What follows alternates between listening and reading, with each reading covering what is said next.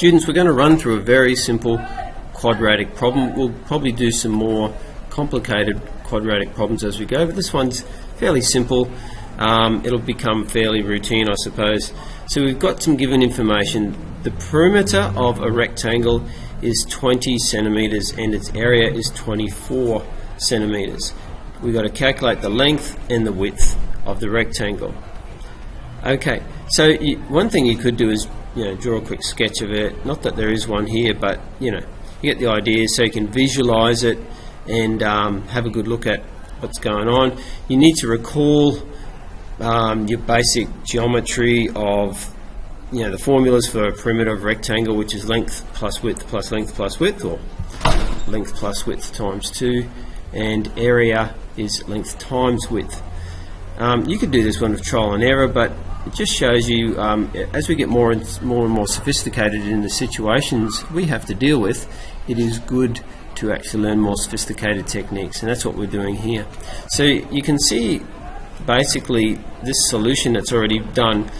They've given some symbols. Let x centimetres be the length and y be the width. Okay, you don't have to use those symbols. You could use L and W, for example. In fact, some people might prefer not to use x and y because we've got other meanings for x and y sometimes with functions. But anyway, if we can accept to use x and y here, we've got 2 lots of x plus y makes 20. Now that comes from the formula for the perimeter of a rectangle plus the given information, 20.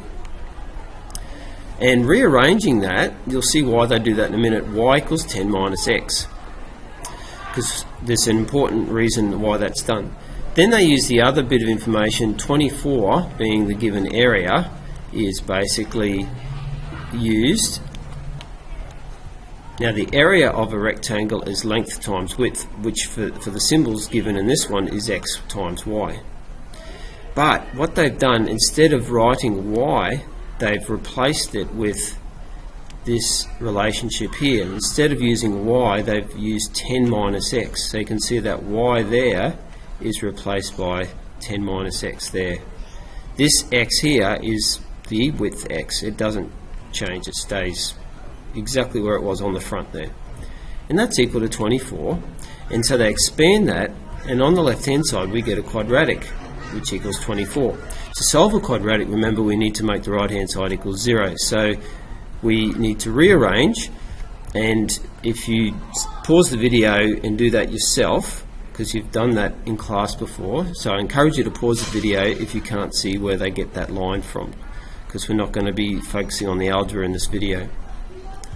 Then the next step is to factorise the quadratic, and again, if you need to pause the video to do the factorising yourself, do that. And then the null factor law, of course, for solving that. Again, pause the video if you need to do that part for yourself, and you get 2 solutions. The width is 4 centimetres or 6 centimetres, and the length is 4 or 6. Now really, the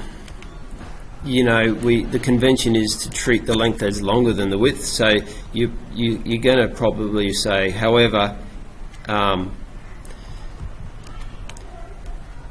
we can't make in real life we can't make the length shorter than the width, so we're going to go with 6, and that would mean the width is 4, because we can use this equation, for example, to get that. So if we have the width is 6, sorry, the length is 6, 6 equals 10 minus something, that something has to be 4. And it'll work with both the equations.